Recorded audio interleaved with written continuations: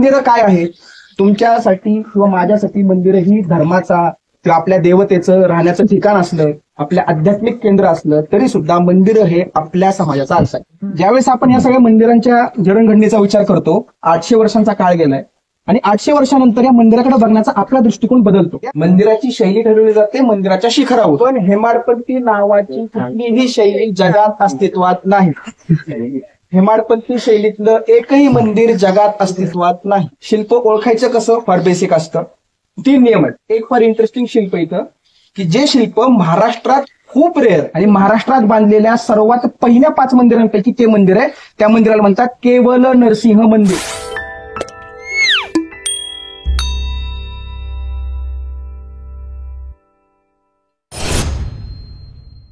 जवळजवळ 800 वर्ष जुनं मंदिर आहे. 550 ते 800 वर्ष. आता या मंदिराचं शिखर नाही, आपला सगळ्यात मोठा गैरसमज असतो. मला सांगा, हे मंदिर कुठल्या शैलीचं आहे? हेमाडपंथी. बरोबर. पण हेमाडपंथी नावाची कुठलीही शैली जगात अस्तित्वात नाही. हेमाडपंथी शैलीतलं एकही मंदिर जगात अस्तित्वात नाही. हेमाडपंथी नावाचा खूप मोठा गैरसमज मंदिरांच्या बाबतीत आहे. जगात कुठल्याही प्रकारची शैली असू शकते, हेमाडपंथी शैली नाही, हे लक्षात घ्या. आपल्याला असं वाटतं दगडामध्ये दगड अडकवून मेल फिमेल सॉकेट करून कुठल्याही प्रकारचा चुना वाळू वगैरे न वापरता जे मंदिरं बांधतो, तर त्याला आपण हेमाडपंथी म्हणतो. बरोबर आहे. हे मंदिर हेमाद्रीचा जन्म होण्याच्या आधी बांधले, त्याला हेमाडपंथी कसं म्हणणार? बरोबर आहे ना. तुमचं अंबरनाथचं मंदिर आहे. अंबरनाथचं मंदिर कधी बांधलंय? इसवी सन 1060. डेट आहे त्याच्यावर लिहिलेली, काहीतरी सप्टेंबर 1060 अशी डेट आहे त्याच्यावर लिहिलेली. बरोबर आहे. अंबरनाथच्या शिव मंदिरावर तारीख आहे लिहिलेली, मंदिर कधी बांधलेले. इसवी सन 1060 म्हणजे हेमाडपंथीचा जन्म होण्याच्या 200 वर्ष आधी बांधलेलं ते मंदिर. मग ते मंदिर हेमाडपंथी कसं? हा सगळ्यात मोठा गैरसमज. मंदिराची शैली ठरवली जाते मंदिराच्या शिखरावर. आता या मंदिराचं शिखर अस्तित्वात नाहीये, त्यामुळे आपण ठामपणे नाही सांगू शकत की या मंदिराची शैली कोणती. पण काही अभ्यासकांची मत आहेत, काही जर मत ते भूमिज शैलीचं असण्याची शक्यता आहे, पण ही शक्यता आहे, त्यामुळे आपण याच्याविषयी ठामपणे काय सांगू शकत नाही. आता हे मंदिर शिवाचं. या मंदिरावर शिवासोबतच बऱ्यापैकी स्त्रीदेवता ज्या असतात त्यांचेही शिल्प कोरले, ज्याला आपण म्हणतो शक्ती. आणि काही ठिकाणी विष्णूचे शिल्प आहे. एक फार इंटरेस्टिंग शिल्प इथं की जे शिल्प महाराष्ट्रात खूप रेअर आहे. कदाचित महाराष्ट्रात या मंदिराच्या व्यतिरिक्त ते शिल्प दुसरीकडे कुठेही अस्तित्वात नाही. एकमेव शिल्प यामध्ये. आता या मंदिराच्या आतमध्ये जाऊन मंदिराचा प्लॅन कसा आहे आपण तर पाहणारच आहे. बाहेरच्या बाजूने आपण या पहिल्यांदा मंदिराच्या शिल्पांची ओळख करून घेणार. शिल्प ओळखायचं कसं? फार बेसिक असतं. 3 नियम आहेत. शिल्प ओळखायच्या 3 फार सोप्या स्टेप आहेत. पहिली, तो मेल आहे का फिमेल आहे बघायचं. आणि शिल्पांमध्ये फार ठळकपणे तो मेल आहे म्हणजे स्त्री आहे का पुरुष आहे दाखवलेलं असतं. इथं जवळजवळच असणाऱ्या 2 मूर्त्यात तुम्हाला लगेच फरक कळेल की स्त्री कुठली आणि पुरुष कुठला. बरोबर. कळतंय. दुसरं, त्याच्या हातामध्ये शस्त्र कोणते आहेत ते बघायचे. आणि ती शस्त्र दुसऱ्या देवतेला नसतात. जसं शंख, चक्र, गदा आणि पद्म हे कोणाच्या हातात असतं? विष्णूकडे गदा असते. त्रिशूळ कोणाकडे असतं? शिवाकडे, शंकराकडे. बरोबर. 3 तोंड आणि दाढी असलेला कोण असतो? ब्रह्मा. सोपं आहे ना ओळखायला. बरोबर आहे. तर पहिली काय, मेल आहे का फिमेल आहे. दुसरी मेथड काय की त्याच्या हातामध्ये कोणती शस्त्र. आणि तिसरी गोष्ट की त्याचं वाहन कोणतं. नंदी कोणाचं वाहन आहे? शिव. बरोबर. गरुड कोणाचं आहे? विष्णू. उंदीर कोणाचं आहे? गणेश. घोरपड कोणाचं आहे? पार्वती. घोरपड पार्वतीचं. त्यामुळे जर पालीसारखं शिल्प तुम्हाला दिसलं आणि त्या पालीसोबत एखादी स्त्री देवतेचं जर शिल्प दिसलं एका लेडीजचं, तर ती कोण असते? एवढं सोपं आहे, काही अवघड नसतं. हंस कोणाचा आहे? सरस्वतीचं. आपण लहानपणापासून हे बघत आलो, त्यामुळे शिल्प ओळखणं फार सोपं असतं. आता आपण हे शिल्प घेऊयात. आता हे जे शिल्प आहे हे आहे भैरव. भैरव ओळखणं फार सोपं असतं. सगळ्यात पहिली गोष्ट, त्याच्या हातामध्ये एक मानवी कवटी आहे, मानवी चेहरा आहे. बरोबर आहे. तर तो त्याच्या हातामध्ये असतो एका दांड्याला पकडून, म्हणजे एका शस्त्रासारखं. त्याला म्हणतात खटवांग. लक्षात नाही राहिलं काय हरकत नाही, आपण पहिल्यांदाच हे शब्द ऐकतोय त्याच्यामुळे काही वेळेस आपल्या लक्षात नाही राहिलं तरी काय फरक पडत. ऐकून घ्या, समजून घ्या, सोपं. त्याच्या हातामध्ये कवटी सारखं एक शस्त्र धरलंय त्यानं. दुसऱ्या हातात त्रिशूळ दिसतं, उजव्या हातात. बरोबर. आता इथे हे 13व्या शतकातलं आहे, त्याच्यामुळे इथे त्याला सौम्य दाखवलंय. भैरव उग्र देवता, फ्युरोशियस देवता, उग्र येतो. त्याचे दात बाहेर आलेले असतात सुळ्यासारखे. इथे ते नाहीये. पण खटवांग आहे, कवटी हातात, त्रिशूळ आहे हातात, आणि त्याच्या अंगाच्या बाजूने खाली पायापर्यंत गुडघ्याच्या खालीपर्यंत एक माळ आली आहे, मानवी कवट्याची माळ, ह्युमन स्कलची माळ आहे. बरोबर. त्या कवट्याची माळ कोण घालतं? कालभैरव. भैरव. मग हा कोण आहे? भैरव. आता इकडे या नितीन दादा, ती समोरची स्त्री देवता, तिच्या हातामध्ये काय काय दिसतंय तुम्हाला? साप आणि त्रिशूळ दिसतंय? दिसतंय का सगळ्यांना? दिसलं? हो. तिच्या अंगावर साप आणि त्रिशूळ आहे, म्हणजे ती कुठली देवता असेल? कुठली असेल? महाकाली. त्रिशूळ कोणाचं आहे? शिवाचं. जर स्त्री रूपामधला जर एखाद्या देवतेने त्रिशूळ घेतलं म्हणजे ती कोण असणार? पार्वती किंवा दुर्गा असेल. नवऱ्याचा आयफोन कोण घेऊ शकतं? बायको. बायको घेऊ शकतं ना, दुसरं कोणी घेऊ शकतं का हक्कानी? तर तसं शिवाचं शस्त्र कोण घेऊ शकतं? पार्वती. पार्वती. मग ती कोण आहे? पार्वती. तिच्या हातामध्ये नाग आहे, एका हातामध्ये त्रिशूळ धरलाय. त्याच्याच बाजूला एक स्त्री आहे बघा, पण तिच्या खाली एक माणूस आहे आणि त्या स्त्रीच्या छातीपासून खाली एक रॉड सारखा उभी रेष आलेली, ती सगळ्या पोटाला चिटकून. अशी कुठली स्त्री आहे की जिनं एका आली ओळखता? आहे कुठं? महिषासुराचं तोंड दिसतंय, देवीचं तोंड दिसतंय, त्रिशूळ दिसतोय, पण पोझिशनवरून कळलं ना तुम्हाला की जर तिच्या पायाखाली एखाद्या माणसाला किंवा एखाद्या जनावराला ती त्रिशूळ घुसवून किंवा रॉड सारखा एखाद्या अशी काठी घुसवून जर ती मारत असेल तर अशा पोझिशन मध्ये कोण असते? किती झोप ओळखायला आलं ओळखता? आता हा ही समोरची, आता ही कुठली आहे? पुरुष आहे का स्त्री आहे? सगळ्यांना मान्य आहे? तिच्या उजव्या हाताला, तिच्या उजव्या हाताला, तिचा उजवा रे, हा एक गोल तंबोरा दिसतोय बघा मागं, आणि तिचे दोन हात या पोझिशनला आहेत. म्हणजे ती विणा वाजवते, विणाचा तंबोरा असतो बघा मागे. अजून एक तिच्या हातामध्ये बघा उभा असं आयताकृती काहीतरी पकडलंय, ते पुस्तक आहे. आता आपल्यासाठी पुस्तक आयताकृती, पण त्यावेळेस होते वेद, ते वेगवेगळ्या प्रकारच्या त्या काय म्हणतात त्याला? मॅन्युस्क्रिप्ट, पत्रावळ्या झाडाच्या पानापासून त्या अशा आडव्या असतात, लांब असतात, म्हणून त्यांनी पुस्तक कसं दाखवलं हातात धरलेलं? त्या चोपड्यांसारखं, मॅन्युस्क्रिप्ट सारखं. जिच्या हातात पुस्तक आहे आणि हातात विणा आहे ती कोण? सरस्वती. आता इथे हंस आहे का? पण विणा आहे, पुस्तक आहे, ओळखता आली? आता या ठिकाणी तर काहीच नाहीये, 2 नंबरचं शिल्प फुटलेलं, पण तुम्ही ओळखलं ते व्यवस्थितपणे? सोपं जात आहे? कुणाला कळालं नाही? कन्फ्युजन होतंय आता जे काही मी सांगितलं? सगळ्यांना कळालंय? आता राहू दादा ती वाली दाखव,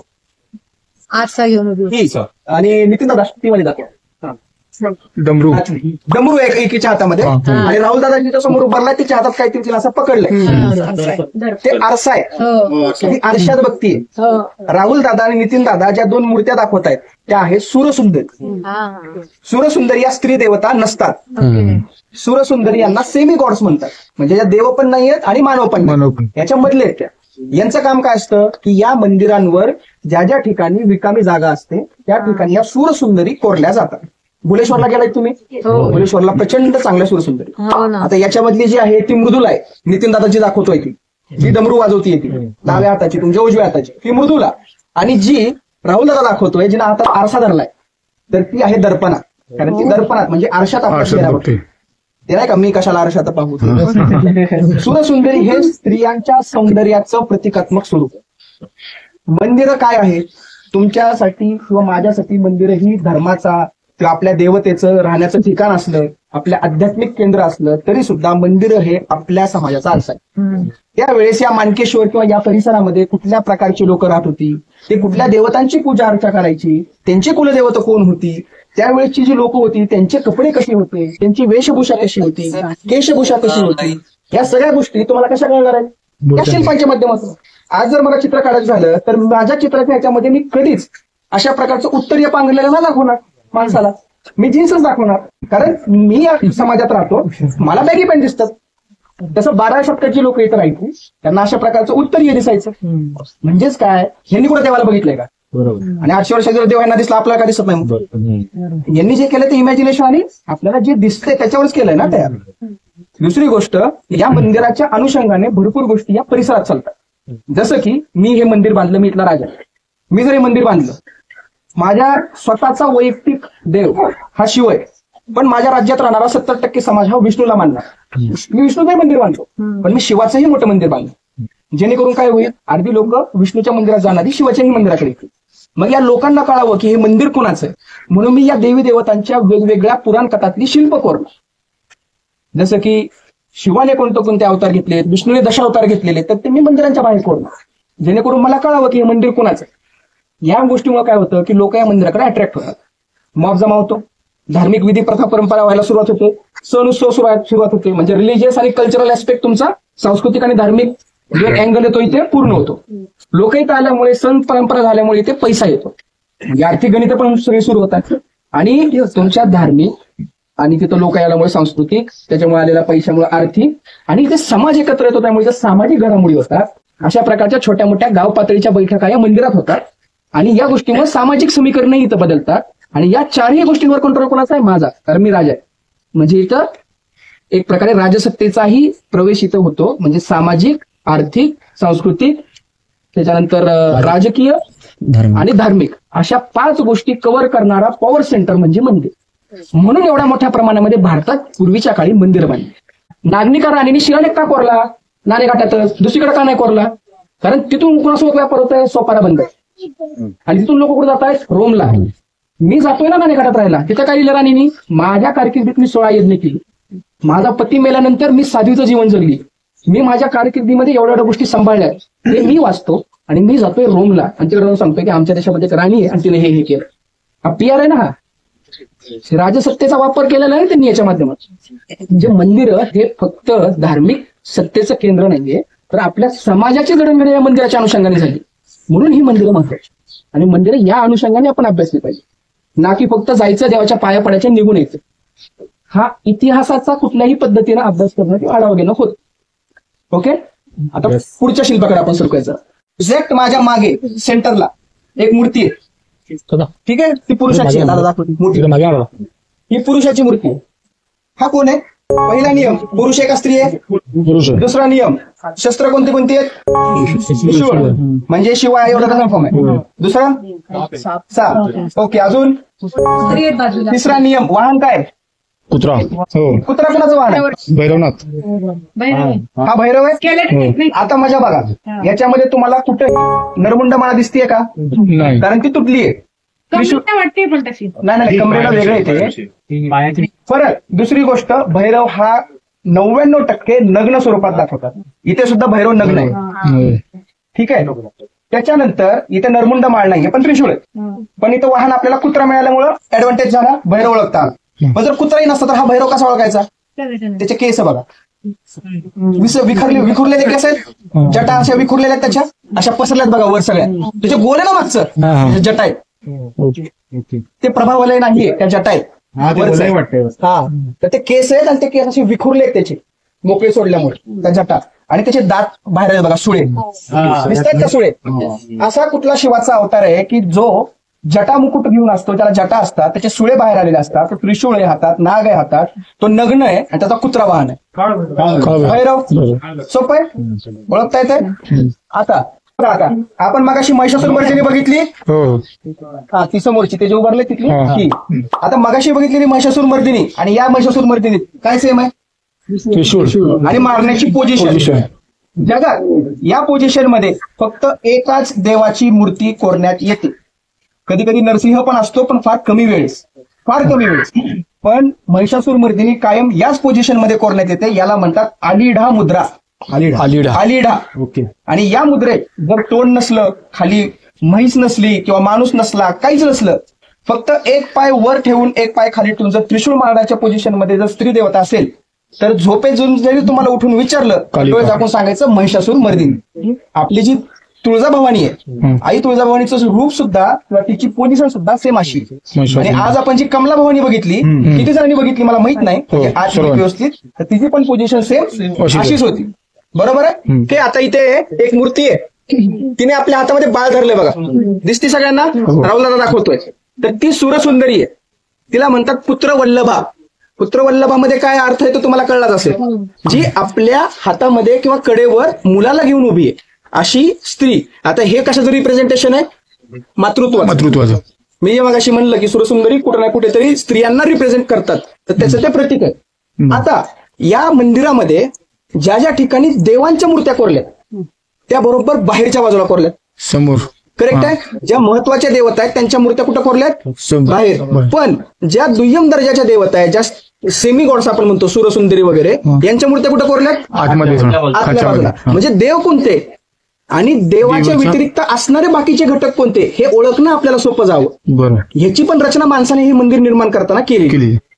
आता मंदिर कसं तयार करतात, तर मंदिराचा जो एक एकूण ढाचा असतो तो कसा असतो? गर्भगृह, मंडप आणि बाहेर असतं मुखमंडप. आपण ज्या सात जाऊ ते आतमधून मला सांगतो सोपं जाईल. आणि त्याच्यानंतर या मंदिराला वेगळे भागांची नाव आहेत. जसं जर याचं सांगायचं झालं तर याला म्हणतात जगती, याला म्हणतात खाली अधिष्ठान, त्या अधिष्ठानला खाली खुरशिला असते, कर्ण असतं, कुंभ मोल्डिंग असतं, त्याच्यानंतर कर्णिका असते, त्यानंतर परत एक छोटा कुंभ असतो, त्यानंतर तिथे गजपट्टी वगैरे इथं या भागामध्ये नाहीये, पण तिथे फ्लोर जिओमेट्रिकल डिझाईन आहे, त्याच्यावर परत कर्णिका आणि त्याच्यावर नंतर कपोत आणि त्याच्यावरून सुरू होतो मग भद्रक आणि त्याच्यावर येतं छज्जा, त्याच्यावर येतं छत. ह्यातलं काही लक्षात आलेलं हरकत नाही. दिसतंय बघा, ते कुंभासारखं आहे ना. एकतर देवांच्या मूर्त्या या कुंभांवर कोरतात किंवा बरोबर मंदिराच्या सेंटरला कोरतात. दोनच ठिकाणी देवांच्या मूर्त्या कोरण्यात येतात. त्याच्या व्यतिरिक्त जर मंदिरांवर मूर्त्या कोरल्या असतील तर ते मंदिर निर्मिती झाल्याच्या नंतर कोणीतरी केलेला प्रयत्न आहे, ते मंदिरांच्या काळातलं शिल्पांकन नाही. एवढं सोपं असतं. ओके, आपण जर आता पुढे जाऊ आणि मागे तिथं कोपऱ्याला निर्मिती होते, ज्यावेळेस मंदिर लोकांच्या समोर निर्माण करण्यात येते आणि त्या मंदिराची पूजा अर्चा होण्याची सुरुवात होते आणि मंदिर लोकप्रिय होतं, लोक इथे यायला सुरुवात करतात. नंतर काही काळाच्या ओघामध्ये मंदिरांच्या बऱ्याचशा कन्सेप्ट हे लोकांच्या नजरेआड जातात. जसं की आता आपण बघितल्या बऱ्याचशा मूर्त्या, त्यातल्या बऱ्याचशा मूर्त्या आज आपण बघायला मिळत नाही. आपल्याकडे आज शिव म्हणलं की तो एक पायवर घेऊन गळ्यात नाक घालून बसलेला असतो. गळ्यात नाक कधीही नसतो. भगवान शिवाच्या गळ्यात नाक कधीही नाहीये. कुठल्याही देवतेच्या भगवान शिवाच्या मूर्तीच्या हातात आपल्याला नाग दिसतो, गळ्यात दिसत नाही. कारण नागाचा वापर त्याने अस्त्र म्हणून सुद्धा केलेला. ओके, आता ज्यावेळेस आपण या सगळ्या मंदिरांच्या जडणघडणीचा विचार करतो, 800 वर्षांचा काळ गेलाय आणि 800 वर्षानंतर या मंदिराकडे बघण्याचा आपला दृष्टिकोन बदलतो आणि त्याचा फटका मंदिराला असा बसतो की या मंदिरांवर वेगवेगळ्या मूर्त्या कोरलेल्या असतात आणि त्यातल्या एका मूर्तीला आपण आपल्या पद्धतीने इमॅजिन करतो की ही मूर्ती या देवाची आहे आणि नंतर त्या मूर्तीची पूजा अर्चा व्हायला सुरुवात होते आणि त्याचं प्रमाण एवढं वाढतं की तो फोटो नाही का इथं? नाही, तो ओरिजिनल लेपवाला बोलतो. काढले ते दिसतंय ना. किती थर होता? किती इंच थर होता? एवढा थर या मूर्तीला, या देवीला एवढा 4 बोट उंचीचा थर लावलेला होता आणि हिची पूजा केली जायची कोपराई म्हणून.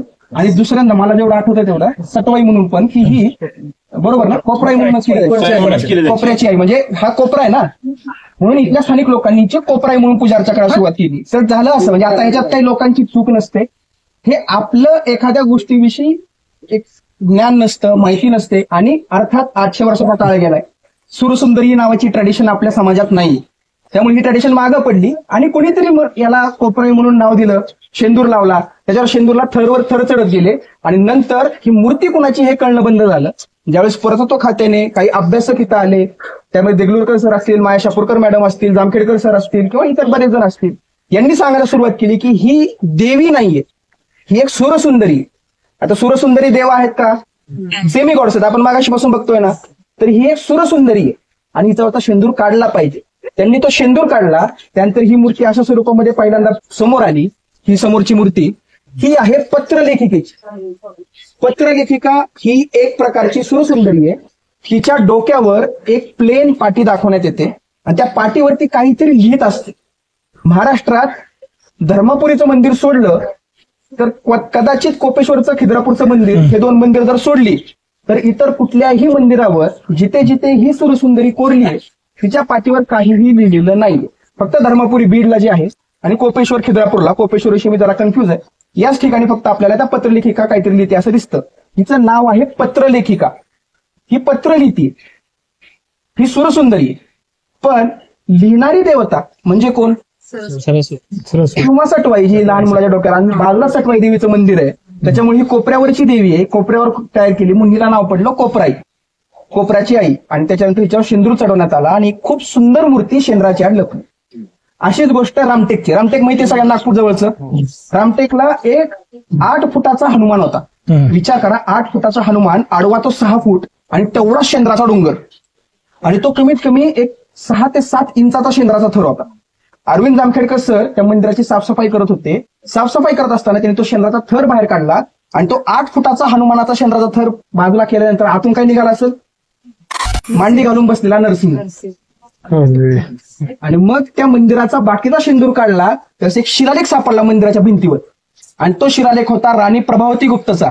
ती 5व्या शतकात होऊन गेलेली राणी आहे आणि महाराष्ट्रात बांधलेल्या सर्वात पहिल्या 5 मंदिरांपैकी ते मंदिर आहे.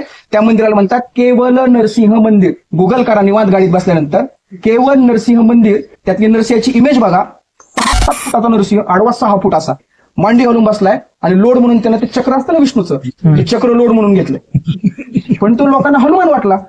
त्यांनी चंद्राचा थर चढवला. दुर्दैवानं चंद्राचा थर चढवण्यामागं सुरुवात कोण केली होती माहितीये? रघुजीराजे भोसले नागपूरकर. अर्थात याच्यामध्ये त्यांचा काहीच दोष नाहीये, कारण नरसिंह उपासना विदर्भामध्ये बऱ्याच काळापासून बंद आहे. पण महाराष्ट्रात सगळ्यात पहिलं नरसिंहाचं मंदिर बांधणारी कोण राणी असेल तर प्रभावती गुप्त, वाकाटक राणी. आपल्या नवऱ्याच्या मृत्यूनंतर तिनं 18 वर्ष राज्य चालवलं. 1500 वर्ष आधी या महाराष्ट्रात. आणि महाराष्ट्रात पहिल्यांदा नरसिंह उपासना किंवा विष्णूला महत्व त्या राणीमुळे मिळालं. या आपल्या महाराष्ट्रात जे वैष्णविझम आला ना, विष्णू संप्रदाय, हा विदर्भातून आला या राणीमुळे. पण शेंद्राआड ती मूर्ती लपली. नंतर जेव्हा शेंदूर बाहेर निघाला तर वेगळा इतिहास समोर आला. एवढा मोठा की भारतातलं, महाराष्ट्रातलं सगळ्यात जुनं आणि भारतातल्या सगळ्यात जुन्या मंदिरांपैकी एक मंदिर सापडलं. ऍक्सिडेंटल डिस्कवरी म्हणतात त्याला, अपघाताने निर्माण झालेला शोध. तर तसंच हे सुद्धा प्रकार आहे. याच्यामुळं ही देवता जी कोपराई म्हणून प्रसिद्ध होती ती पत्रलेखिका सुरसुंदरी म्हणून समोर आली. त्याचे काय उदाहरण? आता हे जे धर्मापुरीच्या मंदिरावर इथं शिलालेख आहे, तुम्ही बघितलं असेल कदाचित तर. आणि ही जी आहे ही आपल्या कुठली आहे? धारासूर, परभणीची. कोपेश्वरला पण आहे, खिद्रापूरला. तर अशा प्रकारच्या पत्रलेखिका आहेत. आणि एक प्रकारे आपल्याला हे व्हिज्युअलायझेशन पण आहे त्यावेळेच्या सोसायटीचं, की 10व्या-12व्या शतकामध्ये इथं स्त्रिया सुद्धा लिखाण करत होत्या. त्यावेळेच्या स्त्रियांना शैक्षणिक गोष्टींविषयीची जाण होती. त्याचं पण रिप्रेझेंटेशन आहे, कारण मंदिर समाजाचाच अर्थ आहे. आपलंच रिप्रेझेंटेशन आहे, आपल्या सोसायटीचं रिप्रेझेंटेशन. फार इंटरेस्टिंग. ही मूर्ती कुणाची काय वाटतंय? काय हातामध्ये? पण दुसऱ्या हातात काय वर? धनुष्य दिसतंय का? त्याचं झालं असं की ब्रह्मदेवाकडे वर मागितला. तारकासूर नावाचा एक असुर होता, कार्तिकेय तारकासुराला मारला. कार्तिकेय तारकासुराला मारता त्याची 3 मुलं होती. त्या 3 मुलांनी ब्रह्मदेवाकडे उपासना करायला सुरुवात केली. आणि त्यांनी ब्रह्मदेवाकडे वर मागितला की आम्हाला 3 पुरांची म्हणजे 3 शहरांची निर्मिती करायची. आणि ते 3 शहरं 3 धातूंपासून तयार केलेली असतील, सोनं, पितळ किंवा तांब आणि चांदी. आमचं मरण त्याच वेळेस होईल ज्यावेळेस आम्ही तिघही, आमचे 3 शहरं एका विशिष्ट नक्षत्रावर एका रांगेमध्ये येतील आणि एकाच शस्त्राने आम्हाला मारण्यात येईल. म्हणजे ज्यावेळेस ते 3 जण एका रांगेत असतील आणि एकच शस्त्र या तिघांना नष्ट करेल एकाच वेळेस, तर आणि तरच हे मरतील, नाहीतर हे कधीही मरणार नाही. तारकासुराच्या 3 मुलांचा हा जो काही त्यांनी वर मागितला होता तो ब्रह्मदेवाने पूर्ण केला. त्याच्यानंतर या तारकासुराच्या 3 मुलांनी पृथ्वीवर परत ते नेहमी त्यांची जी काही एक पॅटर्न आहे, वर मिळेपर्यंत फक्त जरा भूमिका घ्यायची, वर मिळाले की मग कार्यक्रम लावायला सुरुवात करायची. मग तसा कार्यक्रम त्यांनी लावायला सुरुवात केली इथल्या ब्राह्मणांचा, लोकांचा, सगळ्या लोकांचा. मग हे सगळे गेले. शेवटी आता हे मंदिर कोणाचं आहे? शिवाचं. मग इथं कोणाचं गुणगान गाणाऱ्या मूर्ती असतील, मग हे सगळे कोणाकडे जाणार? सगळे शिवाकडे गेले. मग पण शिवाने कंडिशन टाकली. भगवान शिव म्हणले की नेहमी मीच मदत नाही करणार, यावेळेस तुम्हाला पण हात लावावा लागेल. हात कसा लावायचा? तर भगवान शिव ज्या रथामध्ये बसून युद्धावर जाणार होते त्या रथाचे 2 चाक झालं सूर्य आणि चंद्र. त्या रथाचे 4 घोडे कोण झाले? 4 वेद, यजुर्वेद, सामवेद, अथर्ववेद आणि ऋग्वेद. आता हे सगळं कोणामुळे घडतंय? ब्रह्मदेव. म्हणून ब्रह्माला म्हणले तू माझी गाडी चालवायची, त्याला सारथ्य करायला लावलं. आता याच्यात भगवान शिवाने जे आयुध हातात धरलं ते आयुध आहे धनुष्य. धनुष्य झाला मेरू पर्वत. ओके. आणि धनुष्याची जी प्रत्यंची आहे, दोर आहे, ती झाला वासुकीनाग. आणि तो जो बाण आहे त्या बाणाच्या टोकावर बसले विष्णू. सगळे देवी देवता एकत्र आले शिवाची मदत करायला. आणि एका पौर्णिमेच्या रात्री शिवाने एकाच बाणाने या 3ही पुरांचा अंत केला. 3 पुरांचा अंत, त्रिपुरांचा अंत. आणि ते झाले एका पौर्णिमेला, जी आपण काय म्हणून साजरी करतो? म्हणून या शिल्पाला जे नाव आहे ते नाव आहे त्रिपुरासूर अंत किंवा त्रिपुरासूर वधमूर्ती किंवा त्रिपुरांतक मूर्ती. या शिवाच्या मूर्तीला काय म्हणतात? त्रिपुरांतक. 3 पुरांचा अंत करणारा शिव. जी त्रिपुरारी पौर्णिमा आहे ना, तर त्याची जी स्टोरी आहे तर त्या स्टोरीचं रिप्रेझेंटेशन या शिल्पात. आणि म्हणून इथे शिव युद्धावर आहे, तो रागीट भूमिकेत आहे, म्हणून त्याला खटवांग खातात. ओके. खटवांग कायला कळलं? खटवांग हे शस्त्र आहे. शस्त्र आहे, शस्त्र आहे, भैरवाचं शस्त्र. हे बघा इथे बघा, ही खूप इंटरेस्टिंग मूर्ती आहे. हा कोण आहे? Male female. हे बघा, तो मेल आहे का फिमेल आहे? त्याचं वाहन दिसतंय का? शस्त्र दिसतात का हातात? नाही. डमरू आहे ना हातात, असं का रे? तिकड आहे हे तिकड. बघा इकडे डमरू आहे, इकडच्या दिसत नसेल, इकडे या. आता मजा बघा, हा नग्न आहे. नग्न एकच देवत आहे, भैरव. भैरव. त्याच्या पायात नाग आहे बघा, हा. नागबंद. तो रागात आहे म्हणून त्याच्या कमरेचा नागबंद खाली सरकले. जसं आपण रागात असतो ना, आपला बेल्ट लूज होतो ना, तसं त्याचा नागबंद कमरेचा खाली सरकलंय, ते पायात आलंय. ही नरमुंड माळ दिसते का? हो. आणि याच्या हातामध्ये त्यानं नरमुंड पकडले, माणसाची कवटी. तुम्हाला माहिती आहे ही कवटी कोणाची आहे? दक्ष राजाची. नाही, तो वीरभद्र आहे. तो वीरभद्र आहे. ब्रह्माचा पाचवा आहे ना. एके दिवशी ब्रह्माभाऊंना घमंड झाला की माझ्या एवढा श्रेष्ठ देव कोणच नाही. या गोष्टीचं डिबेट झालं आणि मग इकडची पार्टी आणि इकडची पार्टी, ब्रह्माची भक्तगण आणि शिवाची भक्तगण, हे गेले शिवाकडं. सुप्रीम कोर्ट हे विचारायला. शिवाने सांगितलं भाऊ थंड घे, कारण आता आपण शिवाच्या मंदिरात आहेत, त्यामुळे इथे निर्माणकर्ता, संरक्षक आणि विध्वंसक या तिन्ही भूमिकेमध्ये शिव आहे. विष्णू मंदिरामध्ये विष्णू निर्माणकर्ता पण असतो, संरक्षक पण असतो, विध्वंसक पण असतो. ब्रह्माचं मंदिरच नाही जुन्या काळातलं, पुष्करचं सोडून एकच आहे. त्याच्यामुळे ब्रह्माविषयी कुणी कसल्याही प्रकारची कथा नाहीये. पुराणांमध्ये सुद्धा शिवाच्या आणि विष्णूच्या कथा आहेत, बरोबर. तर तसं शिवाने ब्रह्माची समजूत करण्याचा प्रयत्न केला, पण ब्रह्माच्या घमेंडीमध्ये ब्रह्माने शिवाचा अपमान केला. त्यावेळेस शिवाच्या क्रोधामधून उत्पन्न झालेली शक्ती म्हणजे भैरव, आणि त्या भैरवाने आपल्या डाव्या हाताच्या करंगळीच्या नखाने ब्रह्माचं 5वं मस्तक उडवलं. ब्रह्माचं मुंडकं मारलं भैरवाने, पण भैरवाला ब्रह्महत्येचं पातक लागले आणि त्याला श्राप मिळाला की तू ब्रह्महत्या केलीयस, तर जोपर्यंत तू आहेस तोपर्यंत तुझ्या हाताला ते ब्रह्माचं मुंडकं चिटकून राहील. मग ब्रह्माच्या या वरातून याच्यामधून प्रायश्चित्त घेण्यासाठी म्हणून भैरवाला सांगण्यात आलं की तू ज्यावेळेस वाराणसीला जाशील त्यावेळेस तुझी याच्यातून मुक्ती होईल. मग भैरव वनवन भटकत राहिला. ते हातामधलं मुंडकं जे सुरुवातीला असं होतं, त्यानंतर हळूहळू सडलं, गळालं, ते निघून गेलं, त्याचे सगळे हाडं गेले, पण ते मुंडके आपल्या कवटीचा वरचा भाग असतो ना, तो असा हातात चिटकून होता. नंतर त्या कवटीच्या भागाचं झालं वाडगं, जे वाटी, बाकी सगळं तर तुटून गेलं, वाटी चिटकून राहिली. म्हणून भैरवाच्या हातामध्ये भिक्षापात्र असतं. आणि भैरवाचा जो संप्रदाय, जो भैरवाला देव मानतो, ना की शिवाला, ना की विष्णूला, ना की पार्वतीला, फक्त भैरव. भैरव हा कुलदैवत, भैरव इष्टदेव. तर ते हातात मानवी कपाल घेऊन भिक्षा मागतात, म्हणून त्यांना म्हणतात कापालिक आणि कालम. कारण त्या कवटीला, ते भैरवाच्या कवटीला, मानवी कवटीला भैरवाची कवटी म्हणून रिप्रेझेंट करतात, आणि ते ब्राह्मणांच्याच कवटीमध्ये फक्त भिक्षा मागतात. तो पंथ आता अस्तित्वात नाहीये, 15व्या शतकात भारतातून नामशेष झालाय, त्यामुळे घाबरायची गरज नाही. आणि ज्यावेळेस भैरव वाराणसीला गेला त्यावेळेस आपोआप त्याच्या हातातून ते वाडगं गळून पडलं आणि ब्रह्महत्येच्या पातकापासून त्याला मुक्ती मिळाली. म्हणून भारतातलं वाराणसी जे आहे ते वाराणसी भैरवाचं मुख्य ठाण आहे, आणि म्हणून वाराणसीला गेल्यानंतर भैरवाचं दर्शन घेतल्याशिवाय वापस येता येत. म्हणून भैरवाचं ठिकाण महत्वाचं. कळाली स्टोरी? आता या मंदिरात जे काही विशेष शिल्प आहे त्यातलं सगळ्यात इंटरेस्टिंग शिल्प, आणि कदाचित महाराष्ट्रातलं एकमेव मंदिर आहे की तिथे हे शिल्प आहे, हे समोरचं शिल्प आहे हे. आता बऱ्याच अभ्यासकांनी या शिल्पाविषयी आपल्या पुस्तकामध्ये किंवा आपल्या रिसर्च PhD थिसिसमध्ये हे शिल्प एका चायनीज ट्रॅव्हलरचं अशा पद्धतीचं लिखाण केलेलं. कारण इतके दिवस सगळ्यांना तेच वाटत होतं. पण डेक्कन कॉलेजमध्ये माझे जे गुरु आहेत श्रीकांत गणवीर सर, गोपाल जोगे सर आणि त्यांची एक विद्यार्थिनी, या तिघांनी मिळून या शिल्पावर संशोधन केलं. सम्रांगण सूत्रधार नावाचं शिल्पकलेवरचं 14व्या-13व्या शतकामधलं एक ग्रंथ आहे. त्याच्यानंतर विष्णू धर्मोत्तर पुराण जे आहे त्या विष्णू धर्मोत्तर पुराणामध्ये याच शिल्पाविषयीचा संदर्भ दिलेला आहे. आणि त्यासोबतच मानसोल्लास नावाचा एक शिल्पांचा ग्रंथ आहे जो 12व्या-13व्या शतकात रचण्यात आला 800 वर्ष आधी या मंदिराच्याच काळात. अशा 3 ग्रंथांमध्ये या शिल्पाविषयीची संस्कृत मधून माहिती दिलेली आहे. हे शिल्प आहे असुराचं.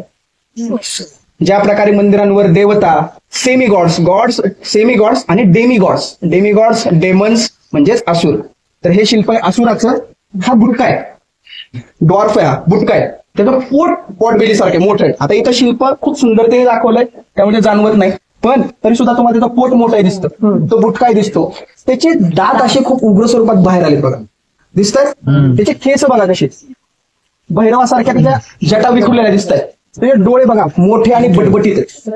आणि हा एका काठीला भार देऊन आपल्या शरीराचा भार असा त्या काठीवर टाकून उभा आहे. दाढी हा ती दाढी आहे खालची, दाढी आकार दिला दाढीला. तर हे जे वर्णन आहे सम्रांगण सूत्रधार, विष्णू धर्मोत्तर पुराण आणि मानसोल्लास या ग्रंथांमध्ये या मूर्तीचं वर्णन असुर म्हणून आलेलं आहे. शिवाचे गण असतात आणि त्या गणांमध्ये असुर पण असतात. आणि त्या असुराचं अस्तित्व, त्या एलिमेंटचा प्रेझेंट इथं दाखवण्यासाठी म्हणून असुर इथं करतो, कारण हे शिवाचं मंदिर आहे. आणि मुख्य गोष्ट अशी आहे की आपण जिथं सोनारीला गेलतो तिथं नाथ संप्रदायाचा डॉमिनन्स, नाथ संप्रदायाचा फार जास्त महत्व आहे. नाथ संप्रदायाच्या खानाखुणा आजही तिथं आपण आजही पाहिल्यात, बरोबर आहे. त्या गुहेत तुम्ही जाऊन आला त्या मंदिरात, आजही तिथं नाथांचा मठ आहे. या पूर्ण परिसरामध्ये नाथ संप्रदाय जो कुठं ना कुठं तरी तांत्रिक स्वरूपामध्ये शिवाच्या आराधना करतो, तो एक संप्रदाय या परिसरात अस्तित्वात होता. त्याच्यामुळे त्या गोष्टींचं रिप्रेझेंटेशन या मंदिरावर असावं, त्या समाज घटकांचं रिप्रेझेंटेशन या मंदिरावर असावं. त्यामुळे ही शिल्प इथं कोरण्यात येतात. त्यातच शिवाच्या गणांमध्ये असुर पण येतात, भूत येतात, पिशाच्य येतात. त्यांचं प्रतिनिधित्व करणारा गण म्हणून हा असुर इथं कोरतो. आणि हे महाराष्ट्रातलं एकमेव मंदिर. त्याचं पाणी त्या वाटेने चाललेलं असते, बऱ्याच ठिकाणी असं असते, मग ती वलांडायचं नाही. हा, पण हे अलीकडे झालं. कारण माझ्या मते ऐहोळे, बदामी, पटडकल, इव्हन हम्पी इथं पण तुम्ही आलाय. मंदिराच्या गर्भगृहाला मंदिराच्या आतून प्रदक्षिणा मारणाऱ्या काही मंदिरं आपण बघितलेले, जे कोणी आले असतील त्यांना आठवत असेल. कुच्ची गुडी ऐहोळेचं मंदिर, किंवा विरूपाक्ष मंदिर पटडकलचं, मल्लिकार्जुन मंदिर पटडकल, कैलासनाथ मंदिर कांचीपुरम. इथे प्रदक्षिणा मार्ग अण्णा बाहेरून नाहीये, गर्भगृहाला आतूनच प्रदक्षिणा मारता येईल. आणि ती सगळी शिवाची मंदिर आहे. पण अलीकडे 100, 150 किंवा 200 वर्षामध्ये आपल्या धर्माच्या भावना बऱ्याचशा बदलल्यात. जसं की आपल्या मुख्य देवतांमध्ये 15व्या शतकापर्यंत राम आणि हनुमान नव्हते. भारतातलं रामाचं आणि हनुमानाचं पहिलं मंदिर निर्माण करण्याचं श्रेय जातं 14व्या शतकात होयसाळांना आणि 15व्या शतकामध्ये विजयनगर साम्राज्यात. रामाला गर्भगृहामध्ये नेऊन ठेवणारे हे जे राजे, त्यांचा कालखंड 500 ते 700 वर्ष. म्हणून रामाविषयीचं आपलं आत्ताचं अट्रॅक्शन खूप जास्त आहे, कारण राम हा आपल्यासाठी नवीन देवता आहे. आपण 500-700 वर्षांनी त्याला अडॉप्ट केलंय रामाला. पण भगवान शिव असतील किंवा भगवान विष्णू असतील, या सगळ्यांचं देवपण मागील 2 ते 2,500 वर्षांपासून टिकून आहे. किंवा गौतम बुद्ध 2,500 वर्षांपासून या भारतात आहेत. त्याच्या आधीपासून महावीर आहेत. हे सगळे देव खूप वर्षांपासून आहेत. आणि अलीकडच्या काळामध्ये भैरव असतील, मस्कोबा असतील, किंवा भैरवनाथ असतील, किंवा त्याच्यानंतर ते ज्योतिबा असेल, खंडोबा असेल, किंवा हनुमान असेल, या ज्या देवता आहेत, या देवता 500 वर्ष, 700 वर्ष, 800 वर्षामध्ये आपण देव म्हणून गर्भगृहात बसवलो. म्हणून या देवतांकडचा आपला ओढा, आपलं आकर्षण आणि आपलं अट्रॅक्शन खूप जास्त आहे. आता ह्यांनी ते अभिषेकाचं पाणी वाहण्यासाठी जो मार्ग आहे तसं सांगितलं, तर त्याचे जे आउटलेट बाहेर असतं त्याचे 2 प्रकार मला, म्हणजे मी जेवढं बघितलंय त्याच्यामध्ये एक गोमुख सारखं असतं आणि तिथे त्या साईडला पडलेलं आहे ते मकर प्रणाल असतं. मग त्याच्या व्यतिरिक्त अजून एखादी काही डिझाईन असते का, किंवा फक्त या 2च आहेत? काय मकर आहे, मकर हे गंगेचं वाहन आहे. मगर नाही बरं का, मकर मगरी सारखीच असते, पण त्याला पाय असतात वेगळ्या प्रकारचे. तिच्या शेपटीच्या जागी वेगळ्या प्रकारचा मोराचा पिसारा कसा असतो तसा असतो, जे इथं आहे बघा. तर मकर हे गंगेचं वाहन आहे. आणि शिवाच्या किंवा कुठल्याही देवतेच्या डोक्यावरचं अभिषेकाचं जे पाणी असतं ते गंगा स्वरूपामध्ये पूजनीय असतं, किंवा तेवढ्याच प्रमाणात ते पवित्र असतं, ते जे तीर्थ असतं. त्यामुळे ते गोमुखातून किंवा मकर मुखातून का पडतं, कारण गंगेचं वाहन काय, मकर. किंवा गंगा कुठून वाहते, मकरावर बसून वाहते. त्याच्यामुळे त्याचं रिप्रेझेंटेशन मकर किंवा गंगा असतं. कळालं? एक अजून लास्ट प्रश्न आहे, जे गोंदेश्वर मंदिर आहे ना सिन्नरचं, त्याच्यावरती मी बघितलेलं जो मकर प्रणाल आहे त्याच्यावरती एक माणूस असतो. तर तो असतो गंधर्व. आणि तो त्या मकरावर बसलेला असतो, मकरावर स्वार झालेला असतो. ओके. हे बघा, हा हत्ती आहे. हत्ती कोणाचं वाहन आहे? ऐरावत, इंद्र. पण ही कोण आहे? इंद्राची बायको कोण? इंद्राचं वाहन काय आहे? हत्ती. पण इथे एक स्त्री हत्तीवर बसली आहे, म्हणजे ते कोण असेल? इंद्राणी. इंद्राची बायको इंद्राणी. जर शिवाचं वाहन नंदी एका स्त्री सोबत असेल तर ती कोण? गौरी. पार्वती स्वतंत्र. ज्यावेळेस ती शिवाच्या वाहनावर बसलेली असते त्यावेळेस ती गौरी. ज्यावेळेस विष्णूचं गरुड एका स्त्री देवतेसोबत असतं ती कोण? वैष्णवी. ओके. वराहाचं तोंड असलेली स्त्री देवता, डुकराचं तोंड असलेली स्त्री देवता ती कोण? वराही. फक्त एवढंच आहे, वेलांटी दाखायची. गजलक्ष्मी असतं. गजलक्ष्मी कशी असेल? मग गजलक्ष्मी ही तिच्या डोक्यावर 2 हत्ती अभिषेक करत असतात. लक्ष्मीच्या हातामध्ये शस्त्र नसतात. ओके. चला मंदिराच्या आत जाऊ.